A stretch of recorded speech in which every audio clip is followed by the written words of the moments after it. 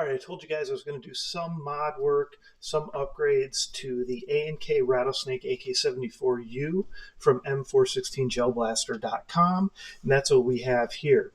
So if you'll remember, M416jellblaster.com is a great site. Now they do ship everything from China. That means you're going to get great prices and selection, but you got to be patient. So remember, it's going to take 3 to 6 weeks, worst case scenario, 6 weeks.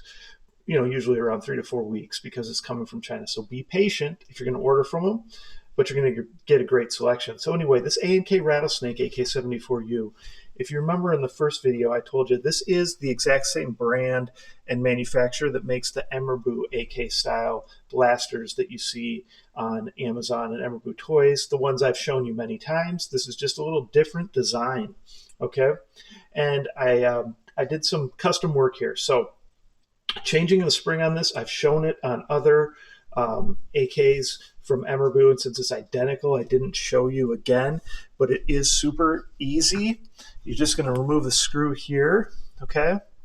And then you're going to remove this. Now, when you do that and you pop open the dust cover, just very carefully, so you'll take the handle off, you'll push kind of the gearbox up very carefully.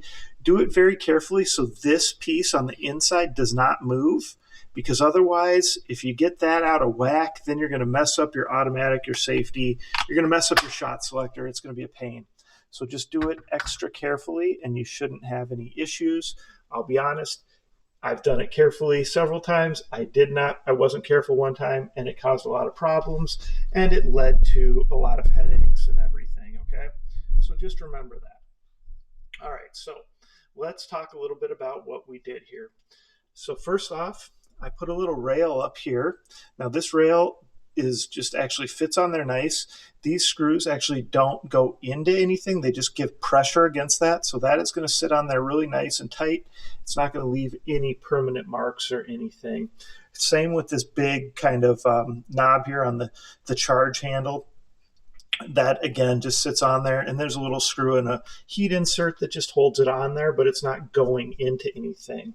Now up here I put a couple rails. So since we had this kind of ribbed handguard, I made a piece where it basically fits really nice and tight over those ribs. And then we've got your rails, and again these screws just apply a little extra pressure against the top of the handguard.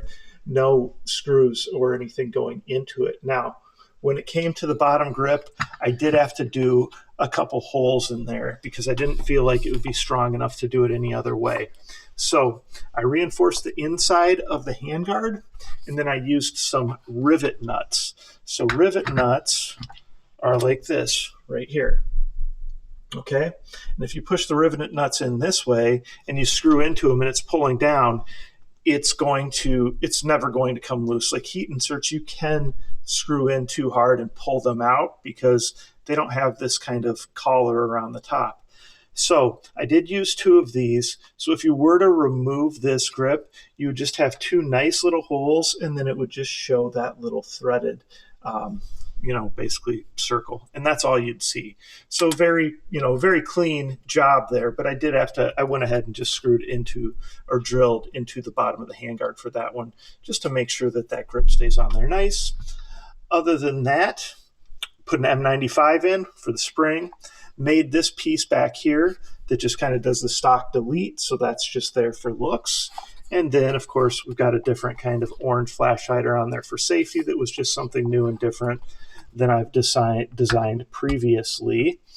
Also put like kind of a little speed grip kind of base on the bottom of the mag, so a little mag plate on there just to do something a little different. So there you go. A&K Rattlesnake AK74u, custom and upgraded from M416jellblaster.com. Check out their website. Check back. We'll do a demo. We should be at 300 FPS or higher now, so that's pretty cool.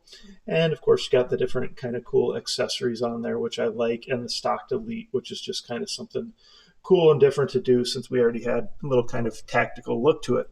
Comments, questions, post them below. Like, subscribe, share my channel with your friends.